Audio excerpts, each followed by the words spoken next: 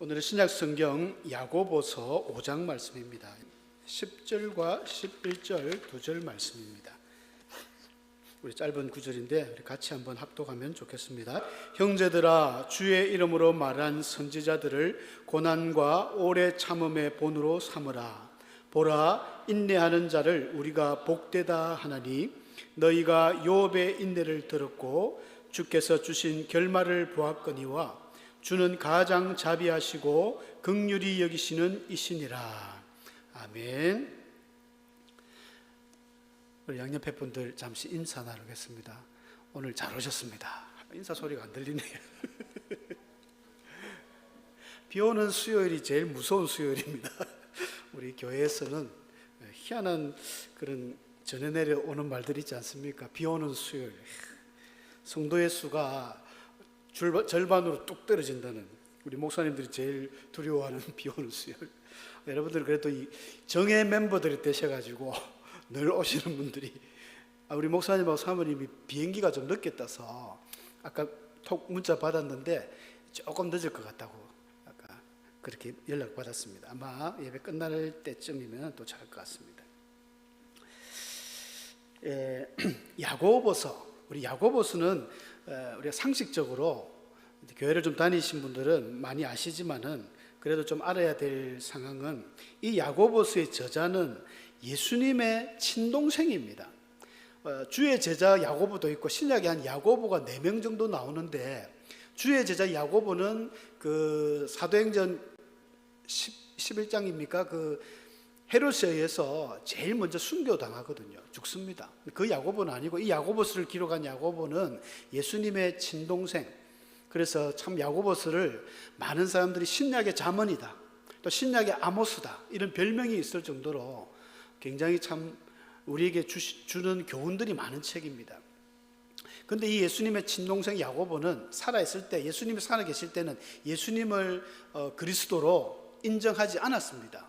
요한복음 7장 5절에도 보면 그 야고보뿐 아니라 예수님의 동생들이 제법 있었거든요. 한 서너 명 되는데 그분들이 다 예수를 믿지 않았다라는 표현이 나옵니다.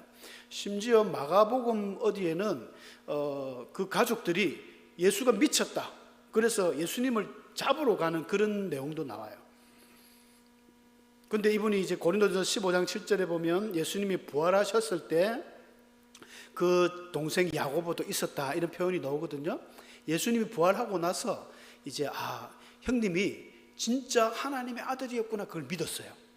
그날 이후로 이 야고보는 이제 형을 위해서 얼마나 살아있을 때 또 그 자기 형님이 그리스도라는 걸 인정 안 한 것도 좀 뉘우침도 있었겠지만 얼마나 기도를 많이 했는지, 이분이 별명이 낙타 무릎입니다. 낙타 무릎. 제가 지은 게 아니고 초대 교부들에 의해서, 그 교회사학자 유세비우스라는 사람이 있는데 그의 그 교회사에 보면 이런 말이 있습니다. 이 야고보는 성전에서 백성들을 위해 자주 기도했고 무릎이 낙타에 굳은 살 같은 상태가 될 정도로 기도했다. 그래서 이 야고보를 야고보 의인, 제임스 더 저스트, 의인이라는 그런 칭호를 받았어요. 그래서 사도행전 15장에 보면 이 사도 바울과 바나바가 이 인근 지방의 작은 교회들의 헌금을 모아서 예루살렘 교회를 도와주러 갔을 때 1차 예루살렘 이제 의회가 소집됩니다. 공의회, 최초의 이제 회의죠. 그때 의장이 바로 야고보가 나오거든요. 그 야고보는 이 야고보서를 기록한 야고보고 예수님의 동생 야고보입니다. 이 정도는 우리 성도님들이 좀 아시면 좋을 것 같아요. 그러니까 참 얼마나 기도를 했는지, 이분의 어떤 간증, 얼마나 은혜가 많겠습니까? 기도를 그만큼 했으니까 낙타 무릎이 될 정도로. 이런 이야기를 우리 학생 청소년들에게 하면, 왜 그래 무릎이 아파요? 기도를 무릎 꿇고 안 해본 거예요. 우리 좀 연세 드신 성도님들은 예전에 다 기도원도 한 번씩 다녀보시고, 기도할 때 무릎 꿇고 하지, 양반 자세로 기도한다든지 누워서 한다든지 그걸 하지 않지 않습니까? 기도할 때 무릎 꿇고 합니다. 저도 좀 날씬할 때는 무릎 꿇고, 청년 때는 참 많이 했습니다. 몇 시간을 나중에 다리 일어나면 지가 나가지고 걷지도 못하고 이런 경험이 있는데, 이야, 야고보는 낙타 무릎이 될 정도로, 그래서 예루살렘의 두 양대 산맥이 베드로와 야고보였습니다. 그래서 야고보가 무슨 말하면 다 통과해요. 그만큼 이분은 행함에 있어서 완전을 추구할 정도로 의롭게 살았던, 아까 의인이라 했지 않습니까? 의인. 그래서 야고보서를 보면 온통 행함이 없으면 안 된다, 어떤 행함을 많이 강조하시거든요, 이분이. 야고보서를 참 깨뚫을 수 있는 그 구절이 1장 1절에 두 부분이 나오는데, 1장 1절에 보면 자기가 이제 편지글을 쓰면서 하나님과 주 예수 그리스도의 종 야고보는 이렇게 시작을 합니다. 그래서 흩어져 있는 12지파에게 문안한다 이랬는데, 종이라는 게 헬라어로 그 신약 성경에 한 대표적인 게 한 5가지 정도 나와요. 이 종이, 이 디아코노스라는 종은 오늘날 우리 집사님들의 그 어원이거든요. 디콘, 영어로 디콘인데 테이블 위에 봉사하는, 그러니까 어떤 섬기는 사람들, 하인, 일꾼들을 이야기할 때 디아코노스라 합니다. 오이케테스는, 이 오이코스가 집인데 집에서 어떤 아주 주인하고 친밀한 관계, 집에서 가장 거의 가족처럼 지내는 그런 어떤 사환, 다메섹 엘리에셀 같은 아브라함의 그런 충직한 그런 사환을 오이케테스라고, 그다음에 미스디오스라는 분들은 이제 품꾼, 뭐 어떤 삭스를 줘가지고 우리 집에 포도원에 와서 일 좀 하세요, 이런 분들, 오늘날로 치면 알바생들 있지 않습니까? 이런 표현이 있고, 그 다음에 이제 둘로스라는 표현이 있는데, 둘로스가 바로 종인데 이거는 완전 노예예요. 노예. 너 돈 주고 샀다, 너는 내 거야, 이게 둘로스를 의미합니다. 자, 그러면 야고보 사도가 하나님과 주 예수 그리스도의 종이라고 썼을 때 이 종은 어떤 종일까요? 둘로스입니다. 노예라는 거예요. 자기가 예수님의 동생이고 이런 걸 다 떠나서 이제는 예수 그리스도의 나는 노예다. 이 둘로스는 자기의 어떤 자유권이 없어요. 주인에게 완전히 속한, 주인이면 오라면 오고 가라면 가고 죽으라면 죽고, 완전히 그게 노예거든요. 근데 야고보는 자기 자신을 예수 그리스도의 둘로스다. 사도 바울도 이런 표현을 했습니다. 예수님의 제자들은 다 종이라는, 이 둘로스라는 표현을 했거든요. 우리 그리스도인들이 예수님의 종이 되어야 됩니다. 예수님의 다 종이 되어야 돼요. 우스운 이야기는 우리 목사님들이 그리스도에 다 종으로 살지 않습니까?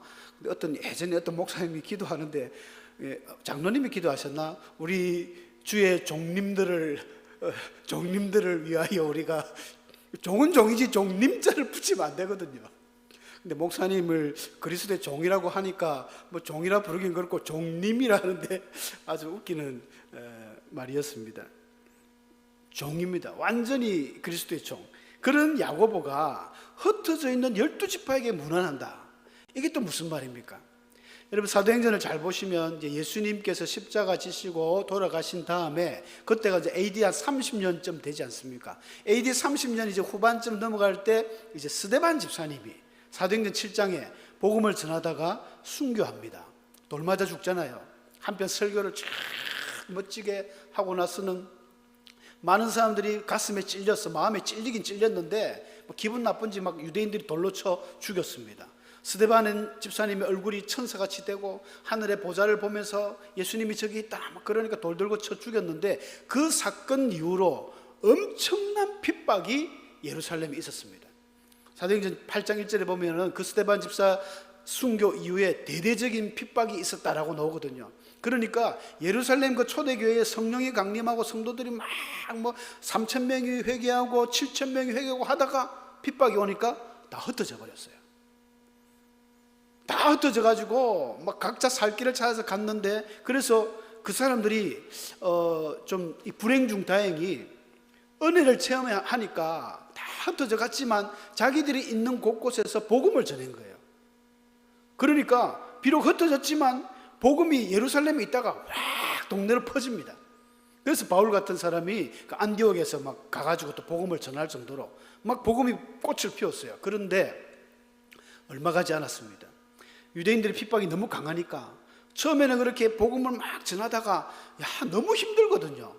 우리가 왜 이렇게 힘들어야 되냐, 하면서 자꾸 세상과 타협을 하게 되고 세상을 쫓아가게 되고 예수님의 말씀과는 좀 반대로 좀 어떻게 하면 세상에서 잘 살 수 있을까 그런 궁리를 하게 되면서 그 야고보서에 이제 나오는 이야기들이 특히 부자들 이런 책망을 많이 하거든요.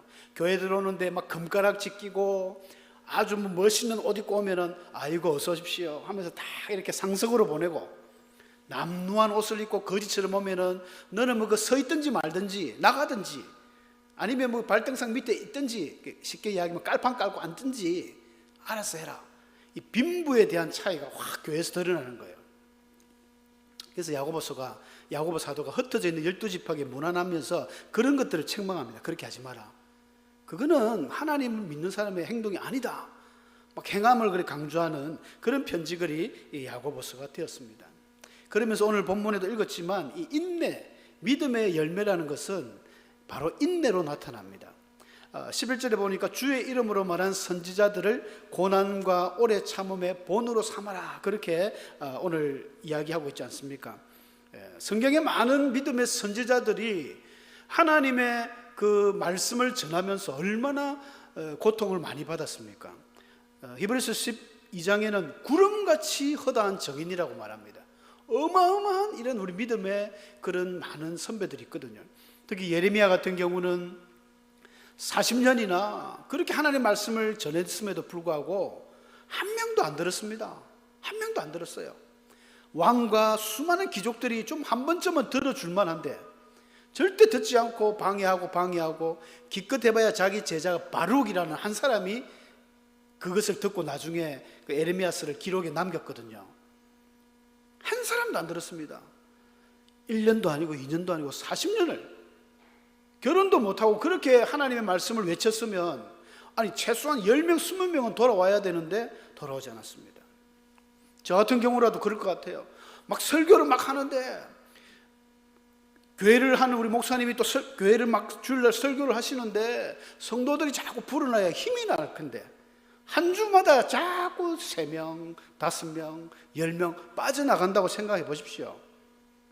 기분 나빠서 설교 못할걸요. 야, 내 설교를 이렇게 듣기 싫어하나? 야, 뭐 굉장히 큰 상처가 안 되겠습니까? 근데 예레미야는 40년을 울면서 외쳤음에도 불구하고 아무도 안 들었습니다. 그런 선지자들을 바라는 거예요. 그래도 오래 참고 고난을 받고 예레미야가 얼마나 얻어터졌습니까? 감옥에도 갇히고 그랬음에도 불구하고 그렇게 이겨냈다는 것입니다. 야고보서 1장 3절에 야고보도 그렇게 이야기합니다. 너희 믿음의 시련이 인내를 만들어낸다. 사도 바울도 로마서 5장 3절에서 환난은 인내는 연단을 소망을 아주 유명한 구절이죠. 여러분 인내를 어떻게 나오느냐 아주 우리 그리스도인 기독교인들이 인내가 꼭 필요하거든요. 인내는 없으면 신앙생활을 못합니다. 그런데 이 인내가 어떻게 나오느냐 야고보는 그렇게 이야기합니다. 믿음의 시련이 있어야 인내가 나온다는 거예요. 그래서 지금 흩어져 있는 이 많은 그 주의 제자들에게 이야기하기를 너희들이 고통받고 고난받고 힘들지만 그 가운데 인내가 나온다는 거예요. 인내. 여러분 인내는 언제 나오냐면 믿음의 시련이 있어야 됩니다. 바울도 똑같은 이야기했습니다. 환난, 내가 예수를 믿는 것에 대한 환난, 막 방해받고 억압받고 그래서 수많은 주위의 사람들이 막 순교당하고 그럼에도 불구하고 끝까지 참고 믿음으로 막 나아가는 이런 때 우리에게 인내의 열매가 나온다는 거예요. 인내가 없으면 신앙생활을 못합니다. 신앙의 뿌리가 깊어야 우리가 신앙생활을 하는데 뿌리가 없는 인내가 없는 신앙은 쉽게 무너져 버립니다. 여러분 태풍이 불었을 때 큰 나무들은 잘 넘어지지 않습니다. 왜 그렇습니까? 덩치가 커서 그런 게 아니라 이 키에 비례해서 뿌리가 땅속에 깊이 박혀 있잖아요. 그게 인내입니다. 인내가 없으면 뭐 조그만 바람이 불거나 고난이 오거나 역경이 오면 신앙생활 안 합니다. 교회 떠나버립니다. 근데 오랜 세월 동안 내가 예수를 믿기 위해서 좀 시련을 받아야 돼요. 고통을 받아야 됩니다. 여기 계신 분들 중에는 처음 신앙생활 할 때 뭐 어떻게 했는지 저는 잘 알지 못하지만 만약에 부모님으로부터 엄청난 핍박 아니면 주위 친구들로부터 엄청난 핍박 막 이제 안 믿는 집에서 나올 때는 막 맞기도 하고요. 여학생 같은 경우는 머리도 다 깎아버리고요. 이런 체험하신 분들은 싸우다 보니까 이 맷집이 좋아지는 거예요. 이제 싸우면 싸울수록 맷집이 좋아지지 않습니까? 굳은 살이 생기거든요. 신앙의 굳은 살, 그게 바로 인내입니다. 인내. 철봉을 자꾸 하다 보면 처음에는 물집이 잡히고 얼마나 아픕니까? 근데 자꾸 하다 보면 뚝뚝하게 굳은 살이 박혀요. 안 아픕니다. 이 인내를 얻기 위해서는 쉽게 얻어지는 열매가 아닙니다. 시련을 받고 환난을 당하고 막 이렇게 해야 귀한 그 인내의 열매를 갖게 된다는 것입니다. 인내가 없이는 신앙생활을 못합니다. 교회에 조그만 바람이 불으면 우두두두두 다 떨어집니다. 성도들 다 가버립니다.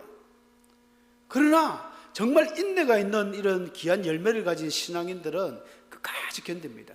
분명히 하나님의 뜻이 있을 거야. 믿음이라는 게 그렇지 않습니까? 히브리서 11장에 보면 믿음은 바라는 것들의 실상이다, 보지 못하는 것들의 증거다 했습니다. 눈에 보이지 않습니다. 믿음은. 그러나 확신할 수 있는 것은 분명히 증거가 있다는 거예요.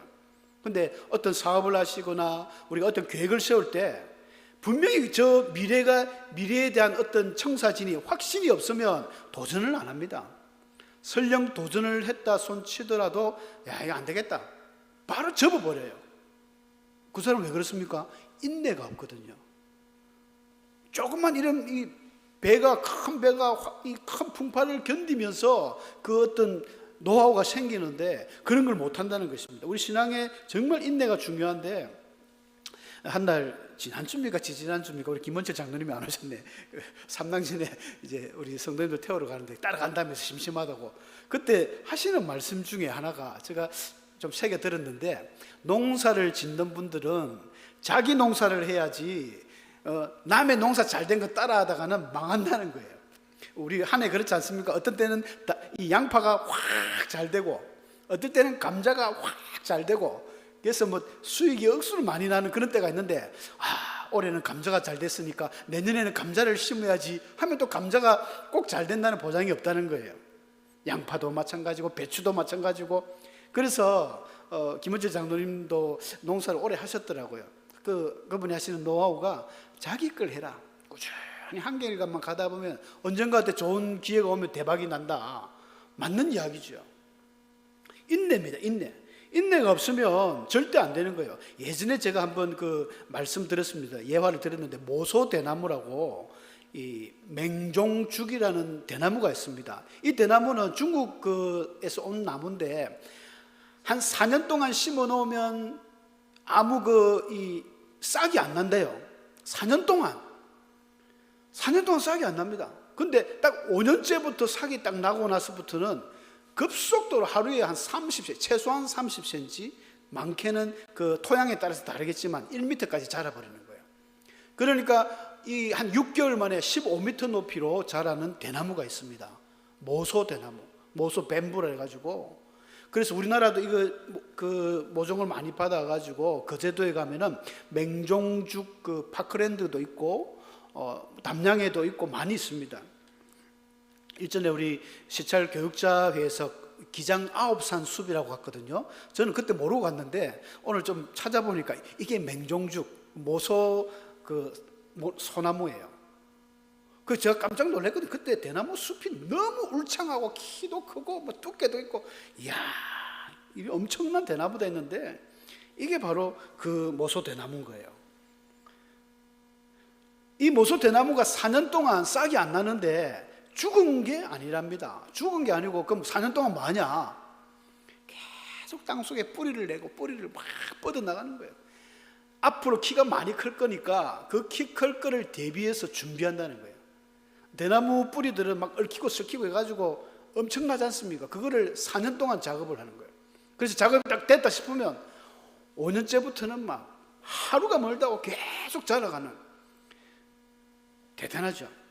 우리 미래의 청소년들, 엊그제 우리 학생이 헌신 예배도 드렸지만 몰라요. 아직은 모릅니다. 아인슈타인 우리가 잘 알지 않습니까? 아인슈타인 그 박사님이 9살 때까지 말을 잘 못했습니다. 말을 잘 못해서 말도 좀 더듬고 남들보다 느끼하고, 그래서 학교에서는 좀 약간 언어 발달 장애 뭐 이런 것까지도 의심하고 뭐 지적 장애 이런 것도 의심했는데, 자기 그 어머니 파울리나라는 그 어머니는 항상 아이에게, 어린 아인슈타인에게 뭐라 했냐면 너는 좀 특별한 아이다. 너는 남들하고 다르다. 그래서 조금 더딜 뿐이지 이게 시간적인 문제지 절대. 그래서 계속 아이에게 자긍심을 심어줬대요. 그리고 실제 또 아인슈타인이 대학까지 졸업했어도 뭐 졸업하자마자 막 성공한 게 아니라 뭐 특별히 발전이 없었대요. 그래서 특허청인가 근무를 했는데 근데 계속 쌓아놓은 거죠. 연구하고 이게 자기가 다 모아진 게 어느 날 빵 하고 터져버린 거예요. 상대성 이론을 자기가 계속 공부하고 준비하면서 물리학에 대해서 천재가 되어버린 거죠. 그래서 이제 땅 터지니까 확 살아나는. 여기 계신 성도님들도 마찬가지입니다. 아이고 나는 이제 나이가 많이 들었어. 나는 끝났어. 아니요. 그렇지 않습니다. 우리는 모르는 일입니다. 하나님이 여러분들을 어떻게 쓰실지, 하나님이 어떤 권사님을, 어떤 장로님, 어떤 집사님을 쓰실지 우리는 잘 모르잖아요. 그래서 인내가 필요한 겁니다. 인내가 없으면 다 접어버립니다. 아이고 나는 안 돼. 나는 끝장났어. 안 돼. 포기해야지. 이게 성공의 반대말이 포기 아닙니까? 실패가 아니고 포기거든요. 포기. 끝까지 가셔야 됩니다. 끝까지. 12절에 보니까 이제 야고보가 그런 이야기합니다. 너희가 욥의 인내를 들었고 주께서 주신 결말을 보았다. 제가 도표를 한번 만들어 봤습니다. 우리 욥은 잘 알잖아요. 인내의 대명사입니다. 하루아침에 졸지에 망해버리고 피부병이 와가지고 막 끓고 진물이 나오고 구더기가 생길 정도로 인생적으로 바라볼 때는 실패한 인생 같아요.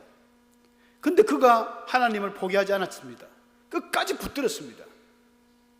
하나님 왜 나에게 이런 시련을 주실까?